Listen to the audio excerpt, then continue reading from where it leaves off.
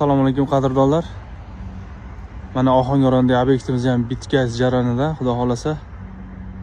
Bu firmamiz uzunligi 50 metr, eniga 20 metr. Konteyner profildan yasab berganmiz. Ko'rishlaringiz mumkin. Stokalarni shivilderdan 4 stenka bo'ladi, o'ta baquvvat qilib tashlab berganmiz.